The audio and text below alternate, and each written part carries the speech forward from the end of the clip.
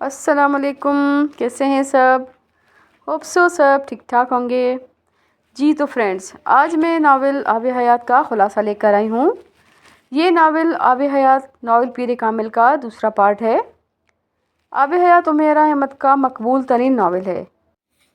Novel Peer Kamil میں اپنے channel پر upload کر چکی ہوں، آپ سن چکے ہیں۔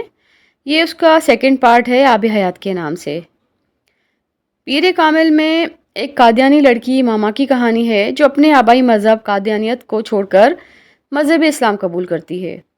پیر کامل یعنی محمد صلی اللہ علیہ وآلہ وسلم کی ذات اقدس کے ساتھ امامہ کی بے پناہ انسیت کے نتیجے میں وہ اسلام کے قریب آ جاتی ہے۔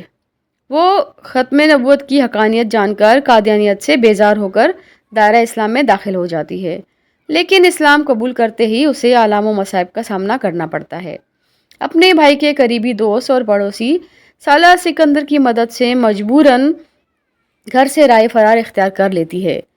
وہ اپنی ایک مسلمان دوست کے بھائی جلال انصر، جس کی نعت خوانی سے وہ متاثر ہوتی ہے، اس سے شادی کرنا چاہتی ہے، لیکن عین وقت پر جلال نکاح سے انکار کر دیتا ہے اور وہ یوں بے سر و سامانی کی حالت میں در بدر کی ٹھوکریں کھانے پر مجبور ہو جاتی ہے۔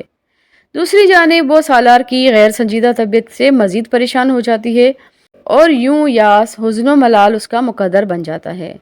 لیکن ڈاکٹر سبت علی اس کی زندگی میں ایک مسیحا کی طرح آتے ہیں جو اس کو پناہ دینے کے ساتھ ساتھ اس کی ذہنی اور دینی تربیت بھی کرتے ہیں اور اس سے اپنی حقیقی بیٹی جیسا برتاؤ کرتے ہیں۔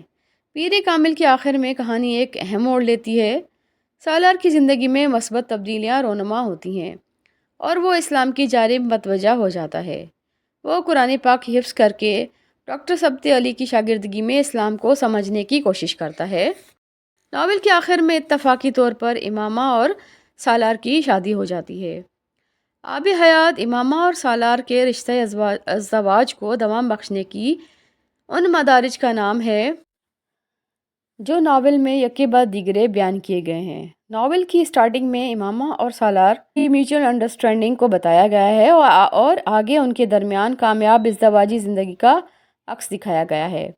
اور اس سب کے علاوہ آب حیات کا جو موضوع ہے وہ سود سے پاک ایک اسلامی معاشرے کا قیام ہے جو سالار سکندر کا مین ٹارگٹ ہے۔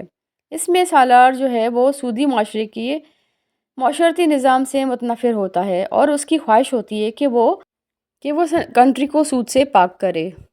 امامہ اسے سودی کاروبار کی حرمت سے متنبہ کر کے پیر کامل کے خطبہ حجۃ الوداع کا حوالہ یاد دلاتی ہے، جس میں حضرت محمد صلی اللہ علیہ وآلہ وسلم نے سود کو حرام قرار دیا ہے اور سالار کو عالمی سطح پر کئی ممالک میں اپنی صلاحیتوں کا لوہا منوانے کا موقع ملتا ہے اور اپنی غیر معمولی صلاحیتوں اور ذہانت کے بلبوتے پر ترقی کے مختلف زینے طے کرتے ہوئے وہ ورلڈ بینک کے صدارت کا اہل قرار دیا جاتا ہے۔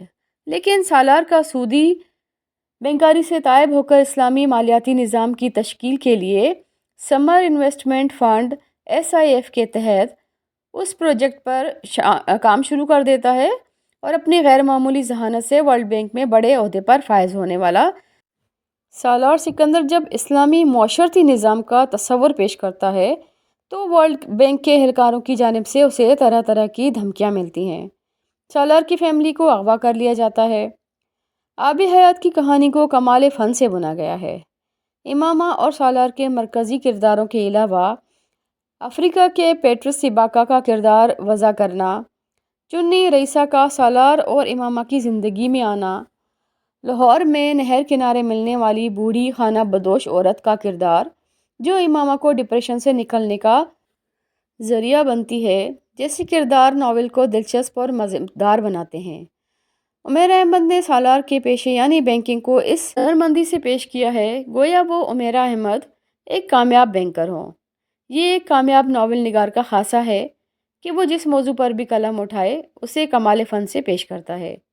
امید ہے آپ کو ناول پسند آئے گا اور لاسٹ میں ایک گزارش ہے، ناول پسند آئے تو ناول کو لائک کر دیں اور شیئر کر دیں۔ بہت شکریہ۔